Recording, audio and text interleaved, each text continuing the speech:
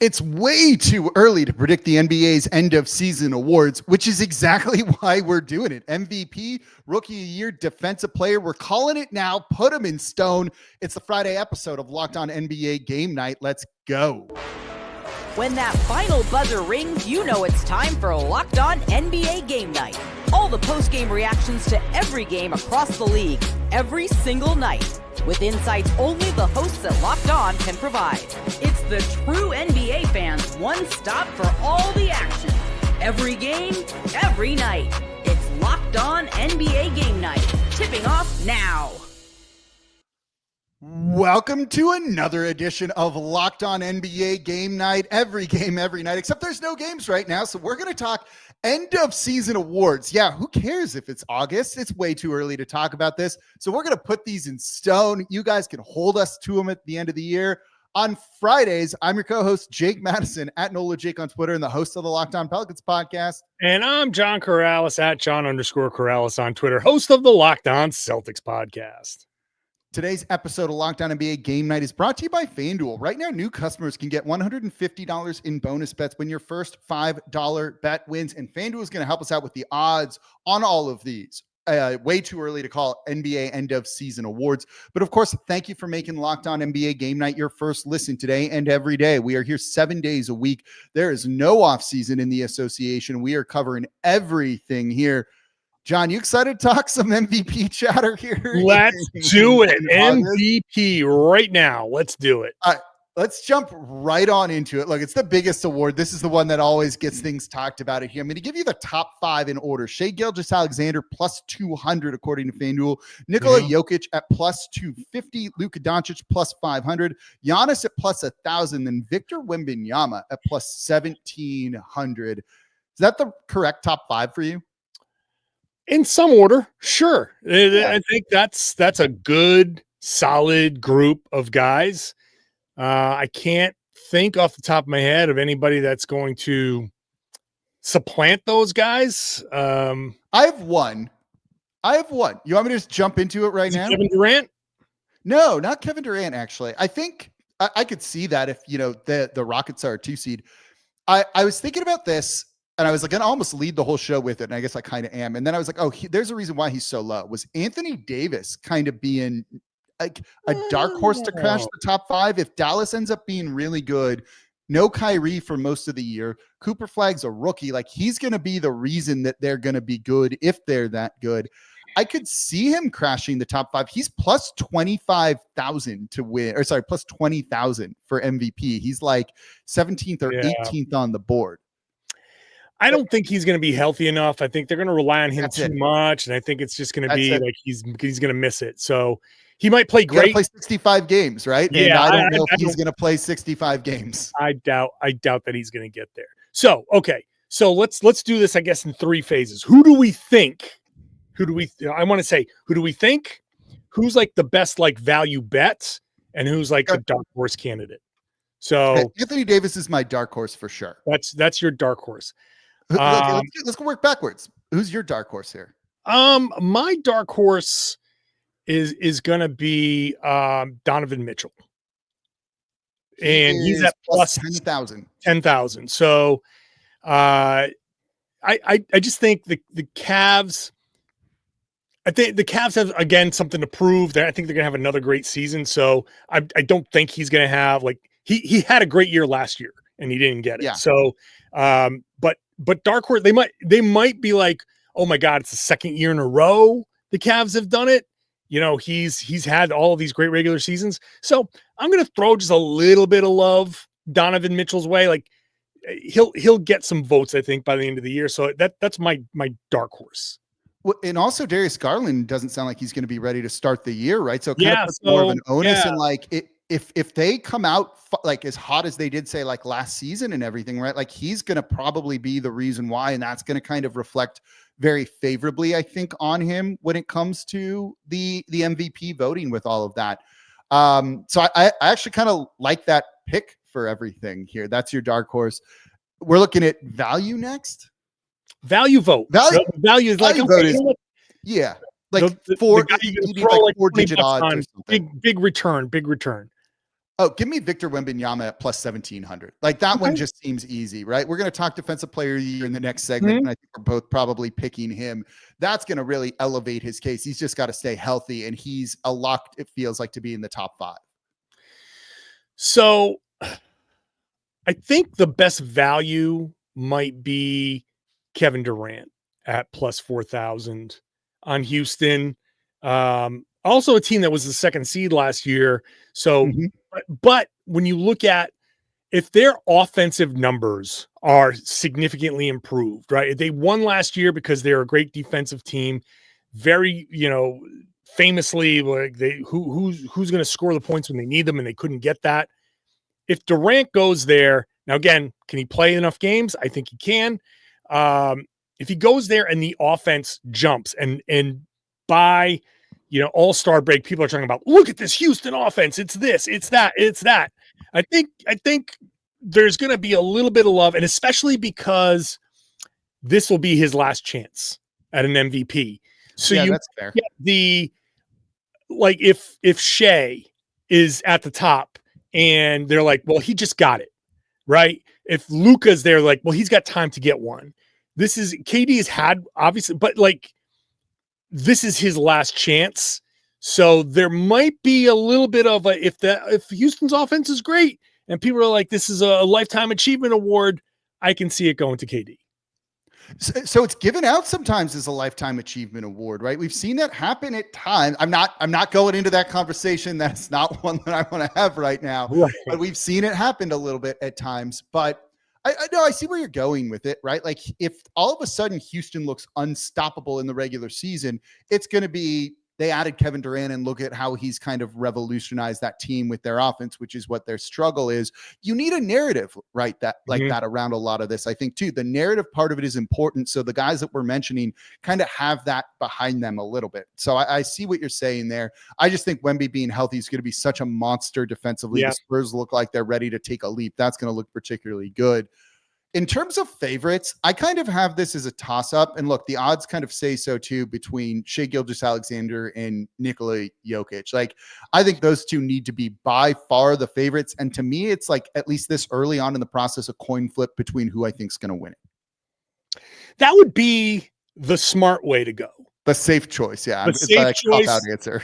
No, listen, I don't believe in cop-out answers because you got to be controversial and blah, blah, blah, and all this stuff. And I don't know. I think Shai, as the reigning MVP, should, at his age, on a team that's going to be dominant, right? Sure.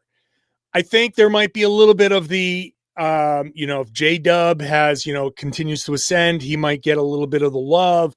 Chet Holmgren, fully healthy, if he stays healthy, might get a little bit of the love. There might be a little bit more of the spreading out of the credit next year for that. And obviously Jokic is a perennial MVP candidate, but you want narrative. You want the most, to me, the story that goes with the MVP. My pick is Luka Doncic. Buying into the thin hype, buying into all of the Lakers propaganda, the voters are dying to give a Laker the MVP, just dying to give a Laker an MVP. So I can't tell if you're being sarcastic or not. There's a little bit of remember, I host the Locked On Celtics podcast. I really couldn't tell. But also, the Lakers are the headline no matter what. The Lakers could be the worst team in the league, and they will lead the NBA shows. How can you fix the Lakers? If they're the best team in the league, look at how dominant the Lakers are. Everybody outside of the Lakers knows that there's a special place in the media's heart for that. So if skinny Luka stays skinny and the Lakers are the 3rd seed, then, you need to be the top 3 seed, I think. And LeBron, we'll see what LeBron does, because he's a key player in all of this. Is he in and out of the lineup? Does age finally catch up to him at some point? If the Lakers are good, Luka, I think, he has enough narrative heading into the season where I can see him jumping out when Tim Bontemps does his first straw poll and the Lakers are, pretty good. I can see Luka getting a bunch of votes. Now, those first straw polls are historically not the MVP, but he's my guy going into it. No, look, it makes a ton of sense. You said the narrative part, and that's going to be a thing. It feels like it could be like the Luka revenge tour or something like that, Yeah. and that's going to go a long way. On top of him already being an elite player in the first place, who's been in the MVP conversation before, it seems like people have been waiting to give him one in Dallas. This might be the time that it ends up happening. I think. Nico Harrison's fortune favors the bold comment with Cooper Flagg, all that smugness. I think there's going to be a lot of people who, honestly, this is a serious statement, are going to be like, hey, you know what? I'm going to stick this to Nico Harrison. I'm going to vote for Luka. And just so he knows that he gave up an MVP. So that would be hilarious to me. So like, honestly, let's create some chaos here with everything. I kind of love it. There are other awards too. Let's look at Defensive Player of the Year. I want to get into Coach of the Year, Most Improved, Sixth Man. We're going to do all of those coming up here in today's episode of Locked On NBA Game Night. Today's episode of Locked On NBA Game Night is brought to you by OpenPhone. If you're running a business, you know that every missed call is money left on the table. So think about the last time you had an urgent need. Maybe it was for a plumber, service provider. I got stuck and needed a mechanic on a weekend. I called like 4 different places before one answered.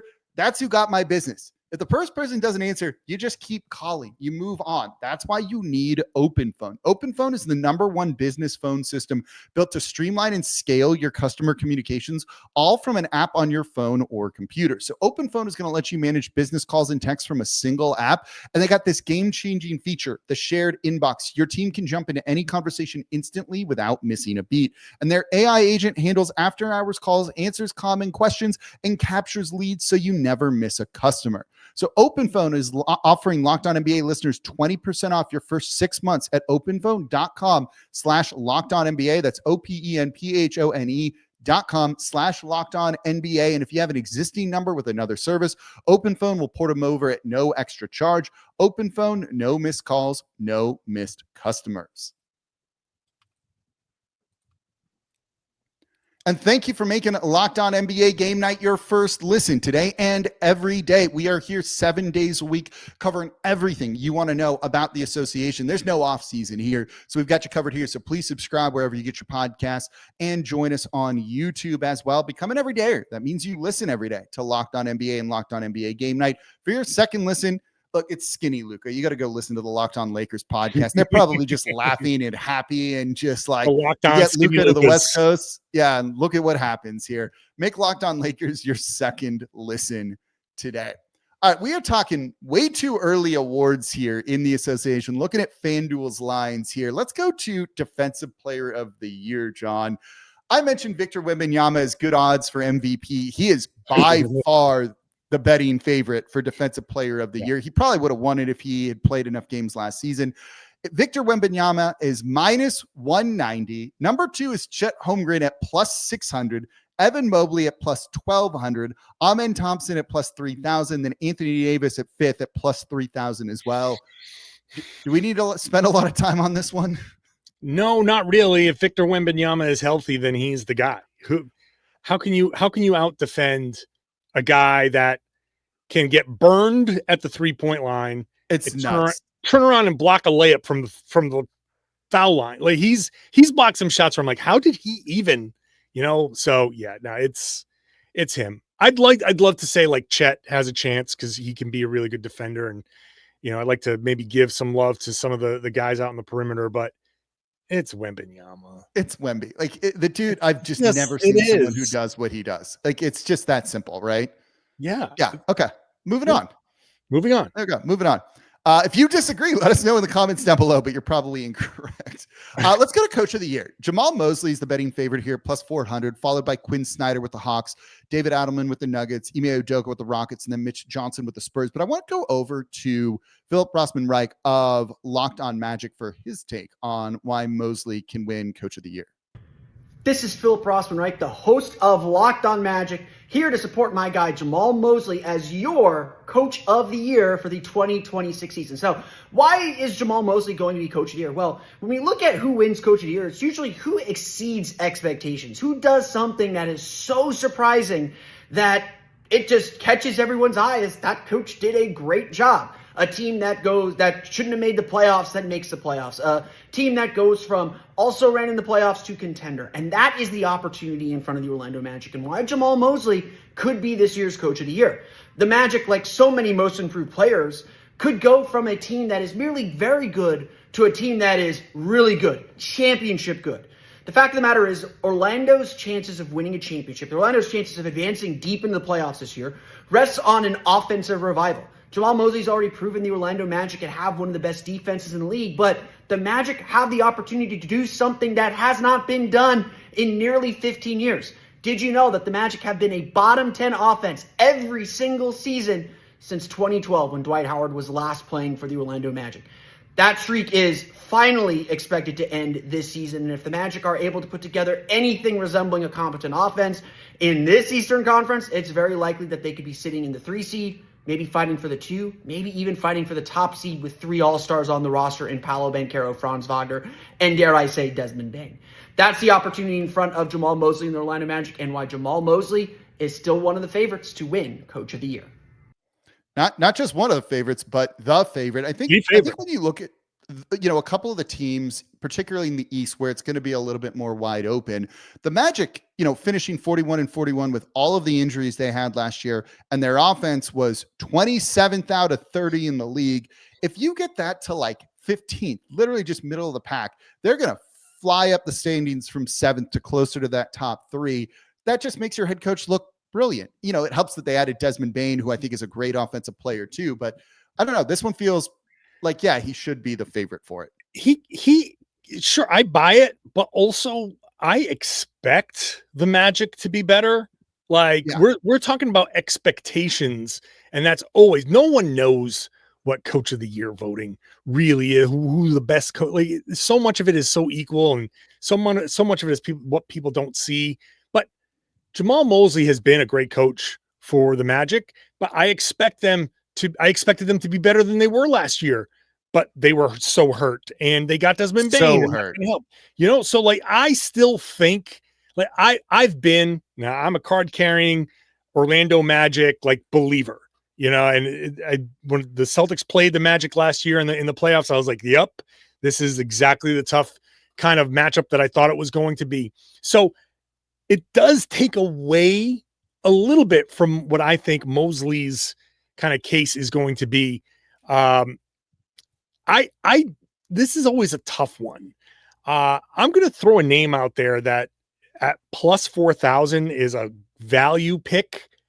And I think sometimes the voting is a little bit behind on things like this. Rick Carlisle with the Pacers. Tyrese Halliburton is hurt, interesting, right? So Rick Carlisle, though, we just watched the Pacers make this incredible run to the NBA Finals. So I think there's a little bit of like in people's heads, like, wow, what a run by the Pacers. Now Halliburton is out for the whole season. If they're anywhere decent, right? Like, this is going to be the ultimate. If the Pacers are a 500 team, then that's going to be like, oh my God, he got, like, it's Pascal Siakam and friends still, like Benedict Mathurin, all those guys, TJ McConnell. They lost Miles Turner. Like, they are still, like, if the Pacers can still be that annoying team that is, all they got to be is 500. All they got to be is 500. Yeah, and they'll exceed expectations for it. Then people will reach back into the playoffs. They'll look at a team that plays a certain style. There's a very much a stylistic thing to the Pacers where it is coaching. Like, Halliburton's a star, Siakam is great, but so much of what the Pacers have done is coaching style, maximizing players. I think if they can carry that in, people will reach back into the playoffs and be like, look, man, you got to give Rick Carlisle his due. So I'm going to go with Rick Carlisle as kind of like this dark horse. He's my dark horse value pick and my actual pick, because I just, for some reason, I just always think the Pacers are going to be annoying and better than expected. I'm going to circle back to your point on that in a second. For what you mentioned with the Orlando Magic already having high expectations, right? FanDuel has their over-under wins at 50.5. It's like they're expected to be very good, and they have the third best odds to win the Eastern Conference, right? Like, everyone's kind of putting them in there. You've got to exceed those expectations, not meet them. And there's not much room for them to go up, truthfully, when you kind of be a look top at it. seed for Mosley to get it. Yeah, exactly. So your point with the Indiana Pacers is interesting because it ties into most improved player, because when you look at the top 5 here, Andrew Nembhard is second and Benedict Mathurin is fourth, right? partially because of the injury to Tyrese Halliburton. They're expecting those guys to step in and probably step up a little bit too and have big seasons, given they're going to get a more outsized role in more minutes. And if they do that, they can help that team win. Again, that goes to the narrative with everything, I think. Yeah. I was looking, if I had to pick someone for like most improved, it's going to be Nembhard, right? Like he's going to be right in there with a much bigger role in all of that. That's how you kind of get it. It's a guy who's going to have a higher usage rate than he had the season before with that sort of thing. Now that everyone kind of knows who he is a little bit more too, that kind of speaks to that. And if Carlisle can get that team into the postseason 500 or better, one or both of those guys probably had a really good season, which ties into that award. Yeah, I think that's a good pick because it's one of those, the more opportunity you get. Yeah. So I like that. I like that pick. I can see why Denny Avdia is the fit. Well, he's tied with Nembhard for the favorite. So yeah, you know what? I like that. I like one of the Pacers to do it. It's Nembhard, it's Mathurin. Aaron Nesmith is somewhere down that list. So I can see somebody getting that. I'll throw out just quickly Derek White at plus 3,500. Everybody knows how good Derek White is, but with Jason Tatum out, with the Celtics having a kind of a bad roster outside of him, Jaylen Brown, like Derek is going to get an opportunity. If he can average like 23, 24 points a game and have if he can have an all-star season, people will be like, oh, wow, that's so reaching down to, I agree with you, everything that you said. I'm not picking Derek White, but I'm throwing it out there just because, again, opportunity is so good. I was interested by Amin Thompson. And I wanted to go look at his numbers, and I just pulled him up here because, we know him as the defensive guy. He finished 5th in defensive player of the year voting. He was all defensive first team, 14 points per game, like to kind of win most improved when the defense is already elite like that. There's just not enough room for him to go up. Like, I don't see him becoming a 20 plus point per game guy. So I'm going to kind of take him out there. Like, that is someone I would stay very far away from in terms of most improved, because you do need to have like a sizable jump in production. And when you're already that good defensively, it's got to come on the offensive side. And I just don't see it. Here's how he does it. I don't see it either. I agree with you. Okay. Here's how he does it. 36% shooting from three.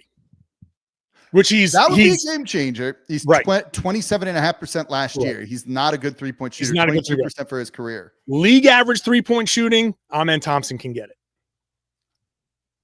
This is why you come to Locked On NBA for insights like that and things like that. Okay, 2 more awards we're going to get into. I want to get into 6th man of the year, and then maybe very briefly, we're going to play real or fake when it comes to rookie of the year. That's coming up here next in today's episode of Locked On NBA Game Night. Today's episode of Locked On NBA Game Night is brought to you by FanDuel. Summer sports are in full swing, so whether you're all about baseball under the lights, golf on the green, FanDuel is the best way to make every game more exciting. You're already following the action. Why not make it a little bit more thrilling? With FanDuel, you can get in on the game while your friends are getting sunburned at the beach. We are using FanDuel to look at all these early awards topics here and all of the odds here. Look, if you know someone's going to win, if you know Cooper Flagg is going to win Rookie of the Year, if you got an idea of who's going to win MVP, go jump on them right now while you have the good odds available. And it's so easy to use. You get fast payouts, and it just makes regular season games feel like must-watch events when you are using FanDuel. So if you're a new customer, go to FanDuel.com right now and bet just $5, and you can get $150 in bonus bets if your first bet wins. If your first bet wins, all it has to be is $5. You can get $150 in bonus bets. Open the FanDuel app today or visit FanDuel.com to get started. And thank you for making a Locked On NBA Game Night your first listen today and every day. We are here 7 days a week covering the biggest topics around the association. There's no off season for us either. So make sure you are subscribed wherever you get your podcasts and follow along on YouTube as well. We are part of the Locked On Podcast Network, your team every day. Having both of the Pacers and the Trailblazers have 2 guys in most improved top 5 makes me kind of interested more in those teams. I'm going to go make Locked On Blazers and Locked On Pacers my second and third listen today here. You should as well. All right, John, your boy, Peyton Pritchard, heavy betting favorite for 6th man of the year. Is that the right choice? Well, he is the reigning 6th man of the year. And I do believe that he has to stay in that role. There's been some questions. That's what I was kind of wondering about. Yeah, no, I think he has to stay in this role for a very real reason. He's good enough to start, and this is going to help his case. The Celtics have Derek White, Jaylen Brown, right now, Anthony Simons, and then hodgepodge in the front court, which is not going to be great. Derek White, Jaylen Brown are your obvious two best players. At some point, you need to stagger those guys, and you have to bring in a good guy. So Pritchard is the guy to do that because you sub him in at point for your point guard, Derek White, and then Derek White can come in for Jaylen Brown, your shooting guard, ostensibly, small forward, and you can play White at the more versatile spot. He can play multiple positions. Pritchard can't. So Pritchard is your point guard. And so you bring him in off the bench, and then you can stagger White and Jaylen Brown until the last 5 minutes of the half. So he has a very, very important role in the rotation. So I think keeping him in that 6-man role is going to be the way to go. He'll start a few games. And the only thing that I can tell you is if the Celtics are post All-Star break and in that 9th, 10th kind of like play-in, I do wonder if they're just going to be like, you know what? Shut Derek White down, shut Jaylen Brown down.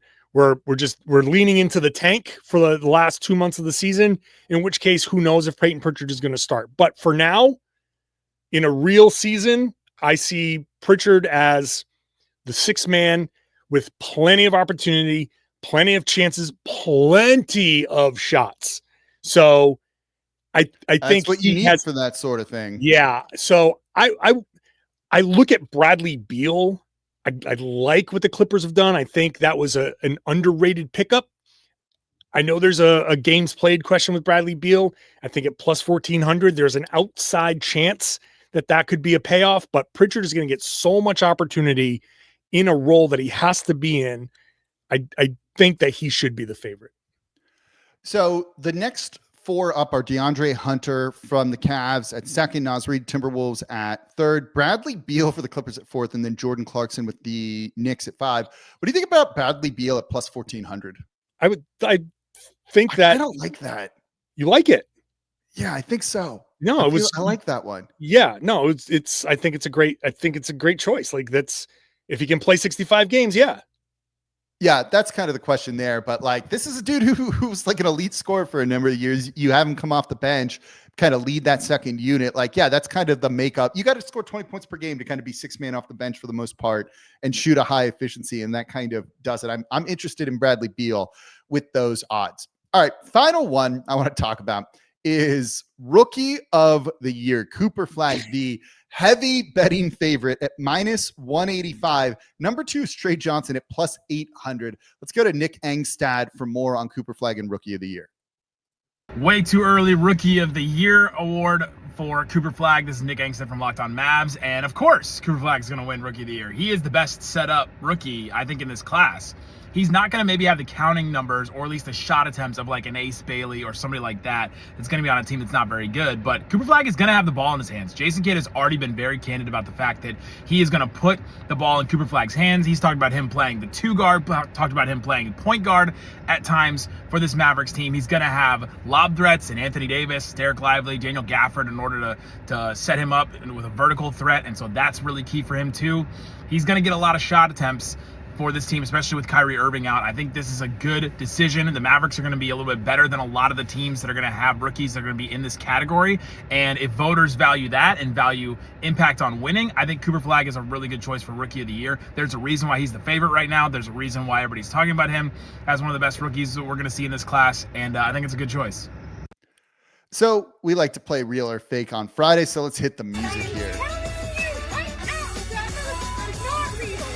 Is this real or fake? Just ask John and Jake. Real or fake, John? It's already been decided that Cooper Flagg is winning Rookie of the Year. Yeah, that's very real. It's so real. This is, I'm sorry, everybody else, all the other rookies. It's Cooper Flagg. Give him the trophy now. It's August 8th. We're giving. Don't even bother. The only thing, in my opinion, that's going to keep him from playing, from winning, is not playing enough for some reason. Yeah, that's the only thing. I hope that doesn't happen, but I'm big on Cooper Flagg. I think I've seen, everything that I've seen from him. Obviously, he's from my neck of the woods up in Maine. We've been on the Cooper Flagg train here for years. So I think there's just a lot of belief that he is going to be the next big thing in the league, ushering in the next generation of superstars. So unless something goes terribly wrong, it's Cooper Flagg all day. It's Cooper Flagg all day. That's it.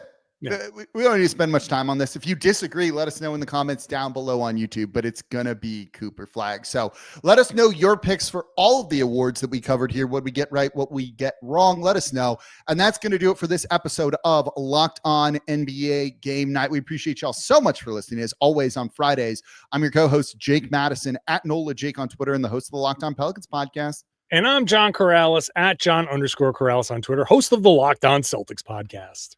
We appreciate y'all listening. We'll be back with y'all next week. It's Cooper Flagg.